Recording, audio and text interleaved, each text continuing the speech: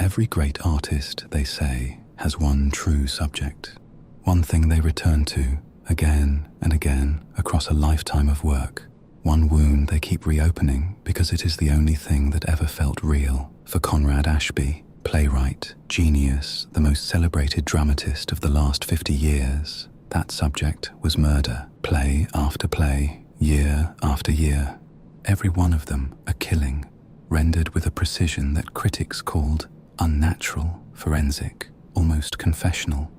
They meant it as praise. They had no idea how right they were. This is the story of the last work Conrad Ashby ever made. A trilogy, 3 plays, performed across 3 nights, starring the one actor he trusted above all others, his son. And this is the story of what that son was really performing, without ever knowing it. Let's begin with the first one, the first play, and the first body. Conrad Ashby was 71 years old, and he was dying. The doctors had been precise about it. A year, perhaps less. He had lived an enormous life. Fame, fortune, the kind of legacy most artists only dream of. And he received the news the way he received everything in his final years, with a calm that those around him found either saintly or unnerving, depending on how well they knew him. He had one thing left to do. A final trilogy, 3 plays, his masterwork he called it, the thing his whole career had been building toward, and he wanted his son to star in all 3. The son's name was Eli. He was adopted. This was no secret. Conrad had taken him in as a small boy after a tragedy and had raised him alone and had loved him with a devotion that the theatre world found genuinely moving in a man otherwise so private. Eli had become an actor, a good one, respected, if not famous, known for a rare quality his directors could never quite name, an emotional control so total that he could perform the darkest material without ever seeming to be touched by it. When his dying father asked him to star in the final trilogy, Eli did not hesitate. "What are they about?" he asked. Conrad smiled. "Murder. What else do I know?" Eli laughed and said yes, and in saying yes, agreed, without knowing it, to spend the last months of his father's life performing his father's crimes. 3 of them, starting with the first. To understand the first play, you have to understand the man who wrote it, not the celebrated genius, the nobody he used to be.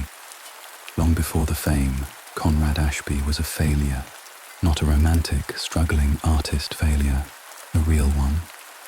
Through his 20s and early 30s, a decade of writing plays that nobody would stage, rejection after rejection, each one confirming what the world seemed determined to teach him, that he was talented enough to know exactly how good the great ones were, and not good enough to be one of them. To have taste without genius, to recognize brilliance and be unable to produce it. Conrad lived inside that gap for 10 years, and it slowly poisoned him. Most men would have made peace with it eventually. Conrad did, or believed he did. At 33, he stopped writing. He boxed up the manuscripts, buried the ambition where he thought it could not reach him, and disappeared into the most invisible work a man of words can do. He became a transcriber. He took dictation and typed manuscripts for people who could afford to pay someone else to do the parts of writing they found tedious. He did it for 13 years. His main client was a novelist. We'll call him the novelist because his name does not deserve to be remembered, and because the play never names him either. He was everything Conrad was not, rich in the way only the comfortably mediocre can be, without apology, without doubt, critically dismissed and entirely untroubled by it, because wealth has a way of making criticism sound like jealousy, and the public adored him. He wrote thick, popular, forgettable books at a tremendous pace, and he treated Conrad, educated, gifted, invisible Conrad, like a piece of office equipment. He did not learn Conrad's name in 2 years of employment. He called him, "You there." Conrad typed the man's mediocrity in silence, night after night, and felt the gap inside him harden into something he could no longer ignore. One night the novelist was out. Conrad was alone in the great house, transcribing as usual when he found it. A manuscript, unfinished, abandoned by the look of it, shoved in a drawer and forgotten. Not the commercial product the novelist churned out for money. Something the man had tried once when he thought he might be capable of more. It was terrible. Conrad read it with the cruel expertise of a man who has spent a decade studying why things fail, and it failed in every way a thing can fail. The structure was broken. The characters were dead on the page. It was the work of a man with no understanding of the form he was attempting, but buried inside it, in the wreckage of a scene the novelist clearly did not understand he had written, was an idea, a single idea.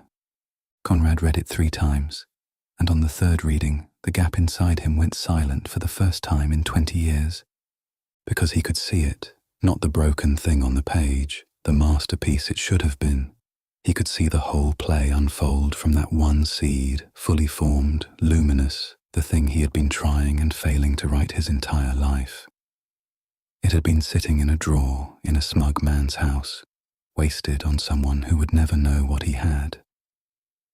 Conrad understood in that moment that the idea was not the novelist's. It was his. It had always been his. The novelist had simply been keeping it for him, badly, until he arrived.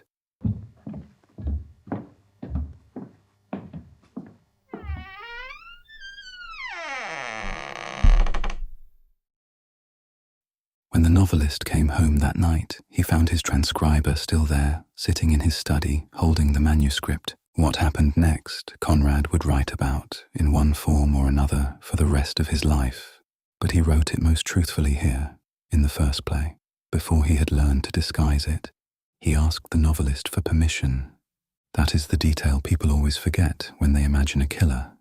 He asked. He held up the manuscript, and he said, with as much dignity as a man like him could summon in front of a man like that he had found something in these pages, an idea that he believed he could make something of it. Something real, he asked, humbly, which cost him everything, for the chance. The novelist laughed. He did not laugh cruelly. That was almost worse. He laughed the way you laugh at a child who has said something unexpectedly ambitious.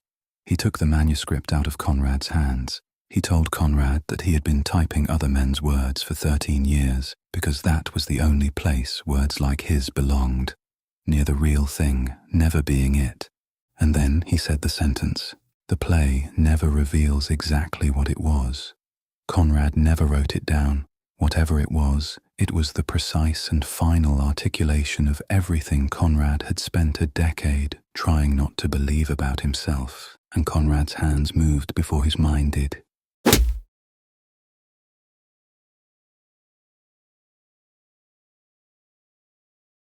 He never planned it. That is the truth the play insists upon again and again in its quiet way. There was no decision.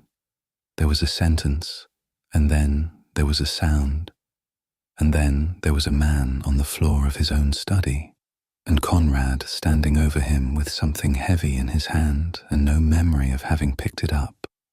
The house was very quiet. Conrad stood in the quiet for a long time.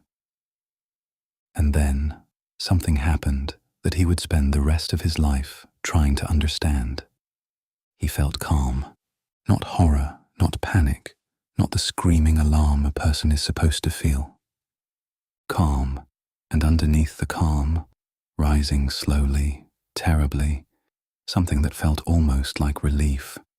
The gap inside him, the one that had been widening for 10 years, was silent. The man who had told him what he was no longer in the world to say it. And the idea, the luminous idea, was his now, completely. Nobody left to argue. Conrad sat down at the dead man's desk, and he began to write. He wrote through the night, in the same room, with the body where it had fallen. He did not look at it. He did not need to. Something in him had opened, some terrible channel, and the words came faster than he could set them down, the play assembling itself in his mind fully formed, Act after act, the thing he had failed to write for 10 years arriving all at once, like a tide coming in. By the time the sun rose, he had the first act. It was the best thing he had ever written. He gathered his pages. He cleaned what needed cleaning with the same unnerving calm. And then he walked out of the house and went home and slept, for the first time in years, without dreaming. The body was discovered 2 days later, a robbery gone wrong. The police concluded some valuables were missing, a window forced. There were no real suspects, certainly not the quiet transcriber, the nobody, the man the victim had never even bothered to name. The invisible make the safest suspects. No one can describe a man they never looked at. That was the first lesson Conrad learned, and he never forgot it. Invisibility is the perfect alibi. He finished the play within the month. It was called The Patron. It was a sensation. Critics who had ignored Conrad for a decade fell over themselves. They called it savage, brilliant, frighteningly real. They said the central murder was written with a truthfulness that no imagination could account for, that you could feel it, that it sat in your chest for days. They were right. They simply never asked why. Conrad Ashby was 46 years old, and overnight he was somebody. He had taken an idea and a life and turned them into art.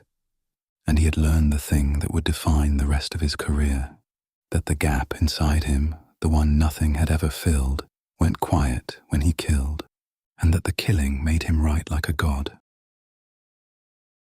24 years later, Eli Ashby, 29 years old, his whole career still ahead of him, stepped onto a stage to perform that exact play. He did not know it was true. He knew only what the world knew, that The Patron was his father's celebrated debut, being revived as the first installment of his final trilogy, with the playwright's own son in the lead.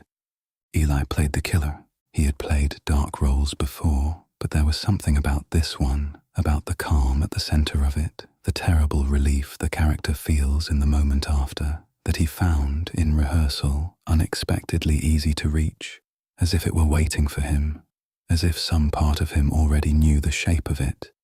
He didn't examine that feeling. Actors learn not to. You take what works, and you don't ask where it lives. He performed the murder scene with a stillness that silenced the entire theatre. 500 people stopped breathing. And in the front row, his cane resting against his knee, Conrad Ashby watched his son sit down at the desk in the calm after the killing and begin to write, and the old man's face did something complicated. Pride, the audience would have said, if they'd looked. A father moved by his son's gift. It was not only pride, it was recognition. He was watching his own hands, 24 years younger, moving on a stranger, performed back to him by the boy he had raised, who did it perfectly, who did it naturally, and who, in the moment after, was not acting anything at all. Something behind the old man's expression, not pride, not grief, something that had no word in any of his plays, settled quietly into place.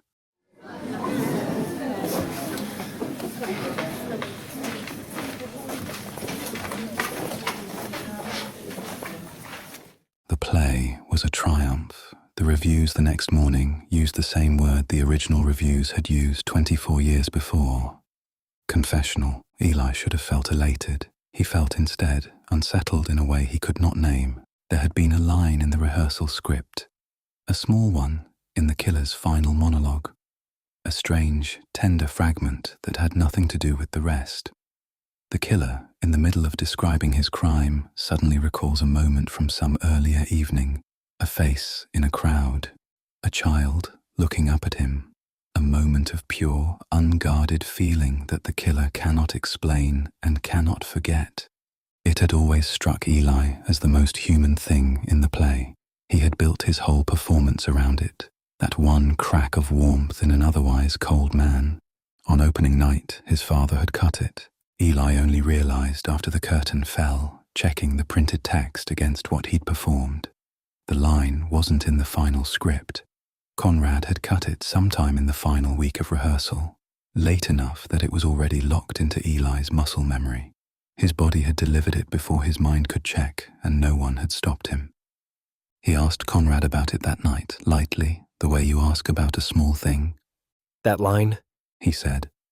The child in the crowd. Why did you cut it? His father looked at him for a moment longer than the question deserved. It didn't belong to that play. Conrad said finally. It belonged to a different one. He smiled and changed the subject, and Eli let it go. He should not have let it go, because that night Eli could not sleep.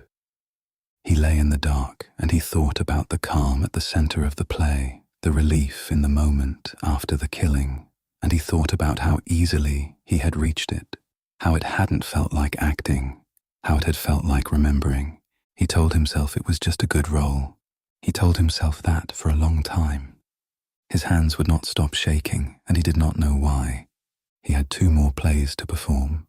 He had no idea what he was walking toward. Conrad Ashby's first murder gave him his first masterpiece. He took an idea that wasn't his and a life that was in his way, and he turned them into the thing that made his name. The critics called it inspiration. They were closer to the truth than they knew, because Conrad had discovered that night the engine that would drive his entire career. He had more in him, and he was saving the best of it for last. The first time, his hands had moved before his mind. The next time, there would be no hands at all, only a plan and the patience to see it through. He had found his subject. He would spend the rest of his life returning to it.